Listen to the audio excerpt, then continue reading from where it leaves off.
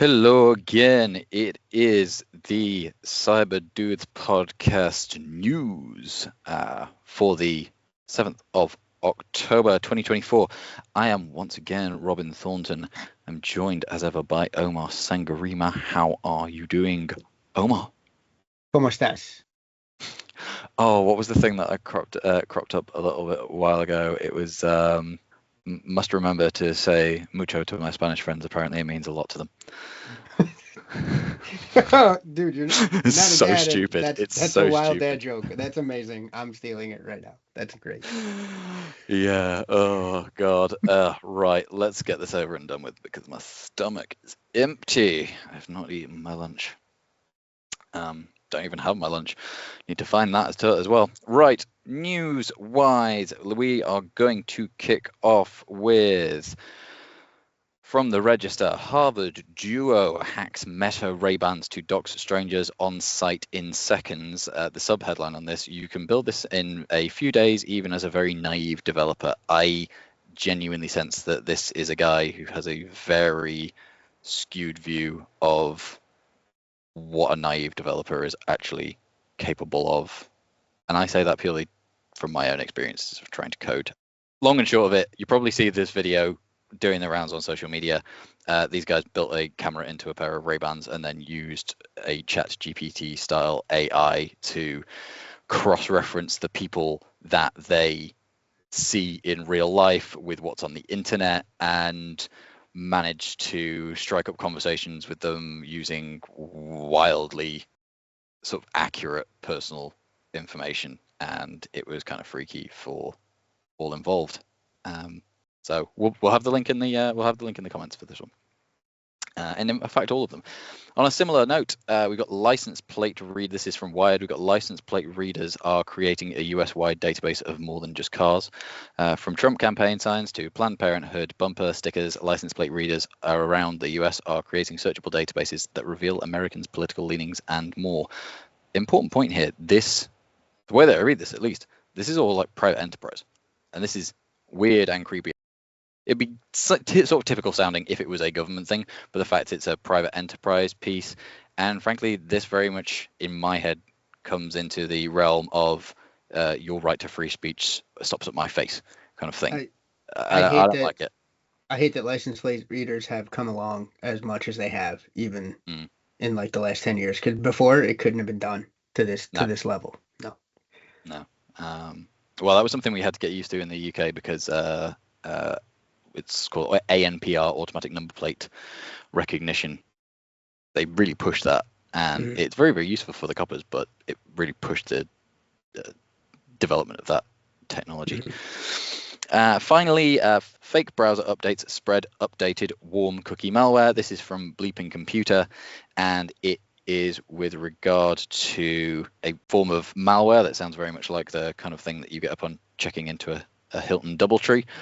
The cyber attack used by a threat group called known as Sock Golish, who compromises or creates fake websites to show visitors fake update prompts for various applications, and so they then effectively scare you into downloading malware under the guise of thinking that it is an update. It's typically used to steal information and banking details.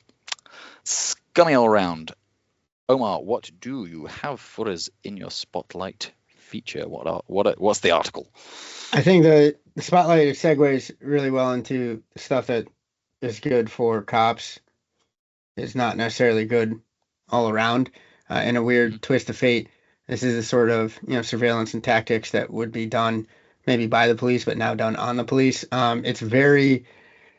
I think there's a ton of issues here, but starting off, Dutch police had essentially their HR databases completely and utterly hacked, owned, and also threatened to be put out there. This is quite a fracas. I part of what tugged at me here was the Dutch have been pulling off some coups in the cyber law enforcement realm, I think internationally. So I have a very strong suspicion as to who might have done this, but It's not confirmed, so I won't go false attributing things at Russia. But I think they've, again, because they've been great asset to the good guys, if there can be good guys to be said Yeah. in the international cyber arena. But now, unfortunately, and what got me reading into this article, if you dip into it, it's not only, maybe it was a bit of a misnomer to say it was their HR database. It was just straight up their databases, because informants, right? PI, snitches, assets, evidence, folks that are granting evidence, potentially people in their equivalent of the witness protection program, all now possibly have their information in the hands of folks that have the moral compass of a turnip. So it's no good. It's all out there. And what's also not crazy to me, but still even more concerning, is that yes, we have now the latest news tidbit, which is why it popped up on my algo to jump in for today.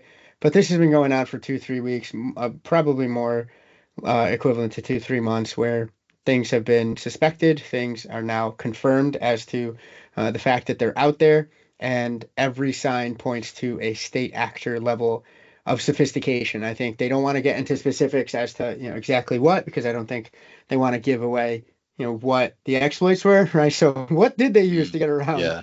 Dutch police privacy and security techniques? But every article that I did to cross-reference this point to a level of sophistication that really only leaves, I would say, maybe 5 to 10 sort of outfits that Yeah. could do this sort of thing. So terrible, terrible news for our Dutch folks out in the Netherlands. And it, again, regardless of, I don't want to get into like, oh, F the police anyway. No, none of that. It puts people in harm's way. Yeah, this is, well, this, I mean, there's two bits on that for me. One, we can't tell you too much. We can't, disclose how and what happened to greater detail. I hate that there will no doubt be people off the back of that going, cooking up conspiracy theories and things like that. And it's like, it's just stupid, because of course they're going to be in a position where it's like, actually no, if it's an ongoing investigation sort of scenario, if we give, and even when the investigation's completed, if we give you too much information, it's going to make the whole thing worse anyway. But the other side of this, and when you said it was like you've got evidence and witness protection and that sort of stuff, and informants, I'm thinking, how is all of this sort of consolidated in the same sort of data? Why is it in the same log, S3 bucket? like lake? Right? Yeah, exactly. Maybe not bucket, but why is it in the same basket? Yes. Yeah, why is it not all ring fenced out with extreme levels of privileged access management controls all over it? It's nuts. That's actually kind of wild. On the flip side, there's nothing to say that this all wasn't already done anyway, and based on the sophistication of the threat actor, that actually they still managed to get through all of that. Wouldn't be unheard of to have moles in police forces, but holy hell. Wild. 63,000 individuals had their information, and that's, again, tip of the iceberg, maybe drip of the iceberg. And like you said, any sort of head nods, even if they say no, that wasn't it, that's still giving away potential information that you don't want necessarily out there in the common parlance. So this is just, and what I think, to me also, it gets, and it could be a segue into maybe a feature down the road, but official apparatuses being owned by other state level actors is something that's just here to stay. This hasn't been the first time that it's happened. It certainly won't be the last. And it's really sort of terrifying when you really start and think of it. And so, do you not think of it, or do you think of it and then face it head on? It's a whole host of things. Just jumped out at me, and I said, wait a second, we have to talk about it. Yeah. Like we said a week or so ago, it's the new breed of warfare, isn't it? Yes. Okay, in the interest of time, let's move on. I picked out from Info Security magazine. Meta teams up with banks to target fraudsters. This warms me, because I do like that we now have, we've got cooperation from bloody great big social media giant, which by its very existence, enables these kinds of scammy activities to a degree, owning some responsibility for it, and teaming up with British banks to tackle the issue. There's obviously a vested interest in both sides with sharing information here. It's called the Fraud Intelligence Reciprocal Exchange, FIRE. Good acronym, actually. Really? And it will see high street lenders share threat intelligence with social media giants so that they can take more targeted action to remove accounts perpetrating fraud and scams. As I was saying, there's a vested interest in both parties taking action here. Number one, from the banks, if you can mitigate the main breeding ground for this kind of activity, you reduce the scams, you reduce the number of customers who are hurt by such activities, you reduce your financial liability in terms of at least doing part of making people somewhat whole again. If you're Meta, it's kind of good PR because at least, because you are being seen to help address the problem that your existence Immense. and your existence kind of like allows. That's an interesting sort of one. It's going to be a difficult job for them, no doubt.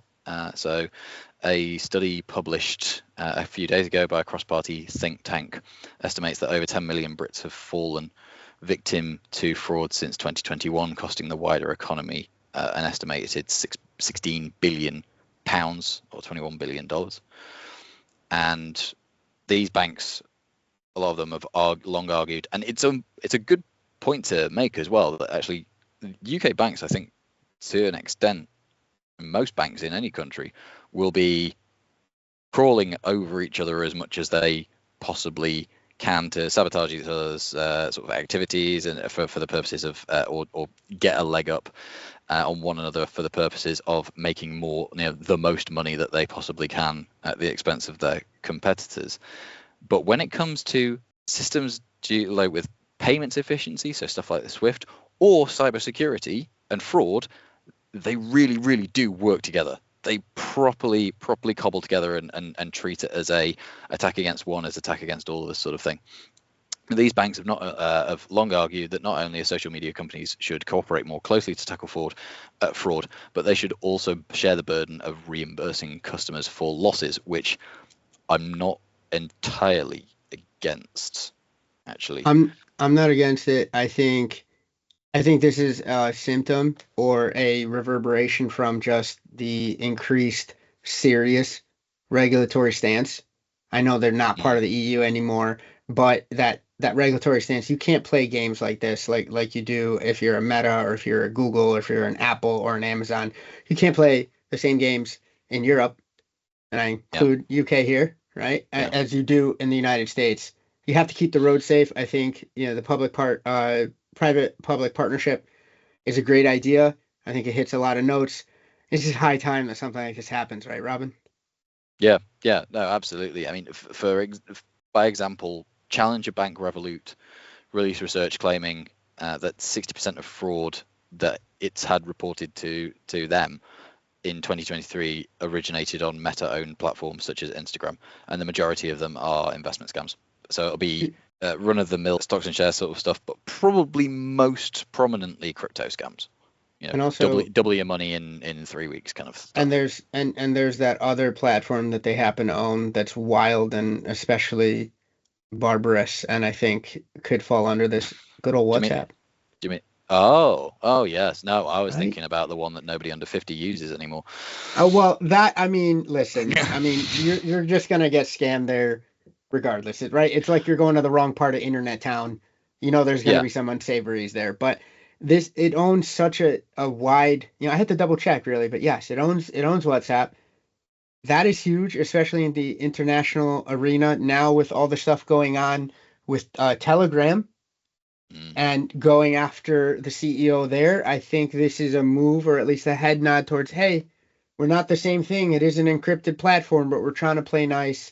We're trying to do the right things. The PR aspects that you mentioned there, this is a very intriguing, and I love that you picked this as one of our stories because I think it's a result of many different pieces moving, and I think it could possibly be a portent of other pieces moving down the road. Yeah, yeah. And actually, now that I think about it, this doesn't in the slightest bit surprise me in terms like as it relates to being a good PR move, because I believe still at the helm of Meta UK communications and marketing is former Liberal Democrat leader Nick Clegg. Yep. So, yeah, very much so. Right, that is all we have for this week. We'll be back again next Monday with a full episode, news and feature. We will be spitballing the cyber implications of the upcoming election. So, nice, sedate, not in the slightest bit controversial topic to go into. I'm sure that the comment section will all be very boring, and we will not have people who love Gadsden flags screaming at us. We're gonna get a lot of hate mail, bro. We're gonna get a ton of I don't care. It's what it is. All right, until next week, have a good one and stay cyber safe. Adios.